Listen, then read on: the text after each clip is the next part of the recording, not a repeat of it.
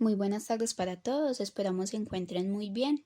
El día de hoy socializaremos con ustedes por medio de esta exposición una parte de la investigación cualitativa conocida como la fenomenología. Nuestro grupo está conformado por María Camila Zapata Franco, Viviana Andrea Álvarez Montoya, Andrés Pérez Correa, Jorge Mario Pérez Arias, Johan Sebastián Arango Correa y mi persona, Carolina Botero Álvarez. Es importante saber que la investigación cualitativa tiene diferentes enfoques y diferentes diseños. Quizás al día de hoy el enfoque más importante es la fenomenología dentro de toda la investigación cualitativa. Es la que más se utiliza, es la que más se rastrea en las bases de datos, es uno de los más utilizados y tiene como característica principal que trata de ir al fenómeno como tal, que el fenómeno se explique y se explique por sí mismo y que no esté mediado por la interpretación de quien pueda estar haciendo ese enfoque. Quien puede estar haciendo ese enfoque lo conocemos como el observador.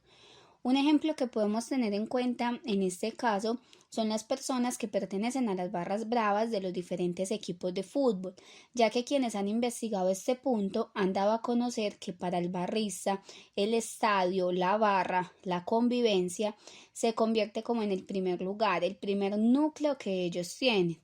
Es decir, que para ellos esto es una familia. Por eso le dan esa connotación de ser algo sagrado. Por eso la manera en que ellos enlazan a todo lo que tiene que ver con lo que está alrededor de ellos como tal. Los trapos son sagrados. Es decir, que para compararlo, es como si en una familia uno de los integrantes atentara contra lo más sagrado que tiene la propia familia. Es así que dan a conocer este fenómeno. La fenomenología surge como una necesidad para explicar las necesidades de explicar los fenómenos a comienzos del siglo XX. Busca comprender un fenómeno, no solo describirlo, porque la fenomenología busca comprender qué es lo que me produce ese fenómeno, cómo se manifiesta ese fenómeno, cuáles son las características de ese fenómeno, por lo que es el fenómeno mismo y por lo que yo pueda obtener de él. Eso es fenomenología, parte de ser una investigación sin prejuicios. También es necesario conocer que existen dos tipos de fenomenología. La primera es la fenomenología descriptiva. Esta se mantiene por la línea de Husserl. Los fenomenólogos descriptivos desean partir de una hipótesis o una idea que esté preconcebida o teoría para después intentar probarla o desacreditarla. Prefieren mantener una mentalidad abierta sobre lo que puedan llegar a descubrir y por consiguiente pues intentan alejar lo más posible las preconcepciones y las teorías. Esta actitud ha sido denominada reducción epistemológica, mediante la cual los significados nuevos se pueden ver y expresar mediante el lenguaje. El otro tipo de fenomenología que tenemos es la interpretativa o la fenomenología hermenéutica. Esta se mantiene por la línea de Heidegger, Gadamer y Ricoeur.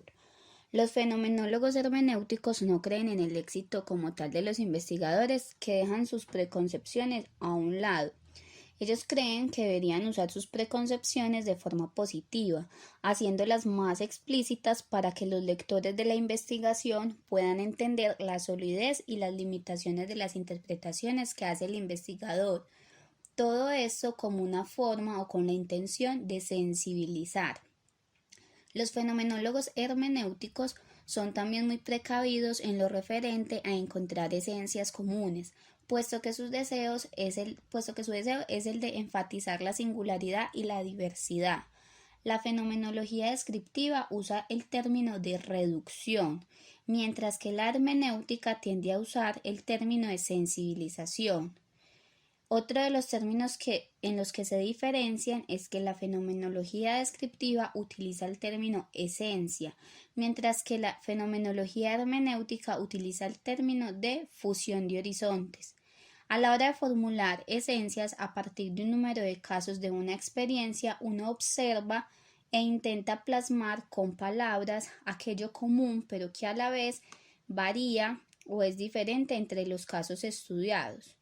Por otro lado, Gadamer, que es un fenomenólogo, Utilizaba el término fusión de horizontes para referirse al punto en el que se pueden confluir personas con diferentes interpretaciones y conseguir así unas percepciones compartidas más amplias, que, no obstante, toleran cierta libertad para que con los lectores que interpretan la trascendencia de descubrimientos desde sus propias vidas o de diferentes situaciones. Propósito. Comienza con la recolección de ejemplos de experiencias cotidianas con el fin de describirlas y reflexionar dos descripciones. Husserl lo denomina como mundo cotidiano y otros fenomenólogos como experiencia vivida. El propósito de esto es encontrar perspectivas que se puedan aplicar de un modo general más allá de los casos estudiados para resaltar qué pudiéramos tener en común como seres humanos. Husserl lo denomina como esencias o estructuras esenciales. Por ejemplo, la gravedad se puede describir como la esencia de todos los objetos que caen a la Tierra. Cuando es de seres humanos, rara vez se encuentran temas comunes a través de las culturas y circunstancias. El otro aspecto sobre la esencia en relación con la experiencia humana es que los aspectos fundamentales se relacionan con otros temas como los de una historia. Los fenomenólogos presentan los hallazgos, lo expresan y lo muestran en cómo se relaciona un cierto número de temas comunes.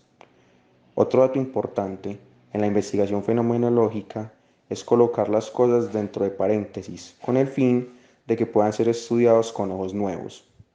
Husserl denominó esto como la reducción fenomenológica, por lo cual se encuentra algo nuevo que no está manchado por teorías previas o supuestos ya establecidos.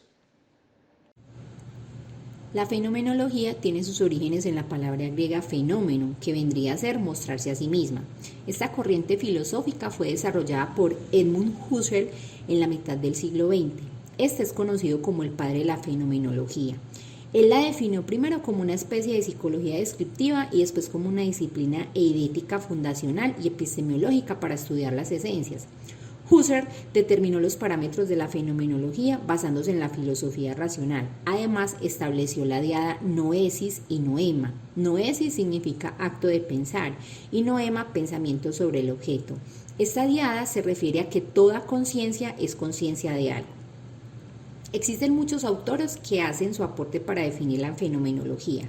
Peyton, por ejemplo, habla de que el enfoque de la fenomenología está centrado en cómo los individuos comprenden los significados de las experiencias vividas. Y otros autores, como Martin Heidegger, en el 2006, criticó la teoría de Husserl sustentando que la fenomenología pone énfasis en la ciencia de los fenómenos, es decir, que un fenómeno debe de ser objetivo y por lo tanto verdadero y a la vez científico. Preguntas que responde este tipo de estudio. Si el investigador desea estudiar lo que es cuidado, interroga al propio cuidado, preguntando qué es cuidar, cómo se realiza el cuidar. Antes de contar con teorías o definiciones del cuidado, el investigador se mueve lenta y cuidadosamente para permitir que los sujetos traigan a la luz el sentido por ellos percibido sobre el fenómeno. La situación de investigación es constituida por los propios sujetos. Ellos describen de forma espontánea las situaciones que creen son de cuidado en su mundo vivido, entendido como aquello que el sujeto percibe y experimenta, el lugar donde el hombre habita. Preguntas que responde este tipo de estudio. Si el investigador desea estudiar lo que es cuidado, interroga al propio cuidado, preguntando qué es cuidar, cómo se realiza el cuidar. Antes de contar con teorías o definiciones del cuidado, el investigador se mueve lenta y cuidadosamente para permitir que los sujetos traigan a la luz el sentido por ellos percibido sobre el fenómeno. La situación de investigación es constituida por los propios sujetos. Ellos describen de forma espontánea las situaciones que creen son de cuidado en su mundo vivido, entendido como aquello que el sujeto percibe y experimenta, el lugar donde el hombre habita. Preguntas que responde este tipo de estudio. Si el investigador desea estudiar lo que es cuidado, interroga al propio cuidado, preguntando qué es cuidar, cómo se realiza el cuidar. Antes de contar con teorías o definiciones